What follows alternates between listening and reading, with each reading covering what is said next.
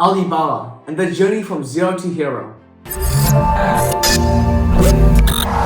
There have been a numerous of quotes about a man's height in the course of human history, but the one that stand out are, the greatest of a man is not measured from his feet to his head, but rather from his head to the sky.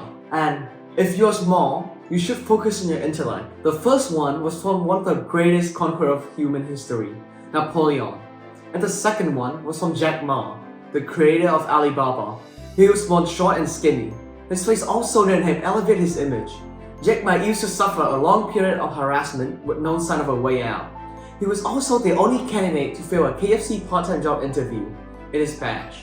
However, he didn't give in to his circumstances. With perseverance and a strong will, Jack Ma started his journey from zero to hero with Alibaba. Alibaba was created in 1999 with a group of 18 people. With Jack Ma their leader, their headquarters was Jack Ma's tiny apartment in Hangzhou, which was also where their current headquarters is located today. The company mission from day one wasn't to operate as a local business, but rather spread their influence outside of their nation and become a global company. Reflecting their ambition, Alibaba.com, the company's first website, was written entirely in English. But Alibaba has faced their first adversary. The people of China aren't aware of the concept of e-commerce, causing many funding requests to Silicon Valley to fail. Yet, Jack Ma has successfully convinced Goldman Sachs, an investment bank, to pour $5 million into his project. Jack Ma has stated that, at that time, both Yahoo and Amazon are not optimized enough, despite the countless achievements they have gathered, and Alibaba is on their way to find that optimization. In the year 2000, Alibaba received a massive funding from a group of investors led by SoftBank, reaching an approximate number of $20 million. Reaching 2002, Alibaba gained the first notable revenue increase, up to 500,000 yuan. But as things were going according to plan, they saw a pandemic explode in China, forcing employees of Alibaba to start working from home. Despite the massive inconvenience, Alibaba still introduced Taobao, a shopping website built under the structure of C2C, making it easier for sellers to contact customers and vice versa, paving way for the extremely prosperous period of Alibaba during 2004 and 2007. At the start, Jack Ma introduced Alipay, allowing users to pay on the physical and digital store in 2004. Even up until modern day, Alipay is still competing for the most used payment platform in China, right next to WeChat Pay, owned by Tencent. After the introduction of Alibaba Pay, Yahoo struck a deal of which state they would invest $1 billion into Alibaba while retaining control of Yahoo in China, becoming the corporation's biggest shareholder, containing up to 40% of Alibaba shares. In 2007, Alibaba distributed their share to the public to an IPO in Hong Kong and gained up to $13.1 billion. It should be stated that, on the first day of the public trading, Alibaba's share have increased from 13.5 Hong Kong dollars to 39.5 Hong Kong dollars, making a statement for how successful the operation was.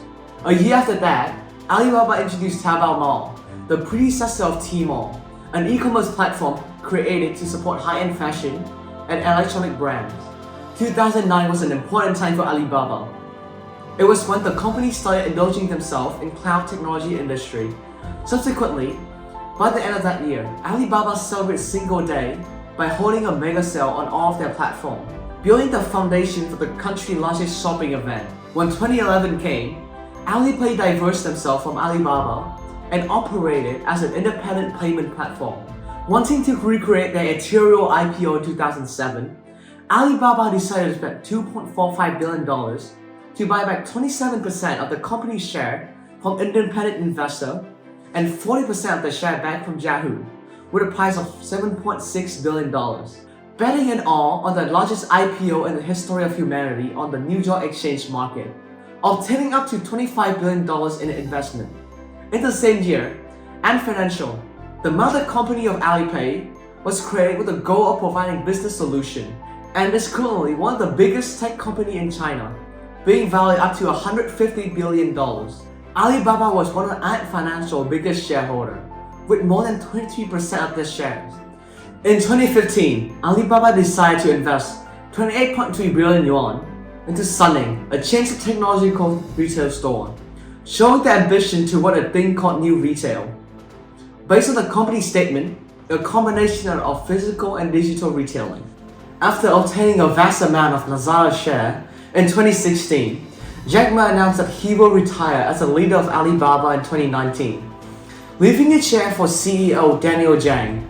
Afterward, Alibaba was put under heavy surveillance from the government of China under the law of unmonopolizing, subsequently causing Ant Financial IPO to get rejected after it.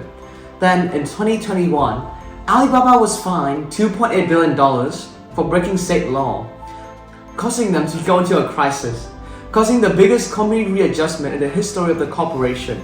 Even after the readjustment, spreading the company into smaller segments with each one focusing on a separate industry, increasing flexibility and workload regulation, the company hasn't shown any sign of growing as fast as before 2021, especially when they are pressured by new competitors like ByteDance and PDD Holding.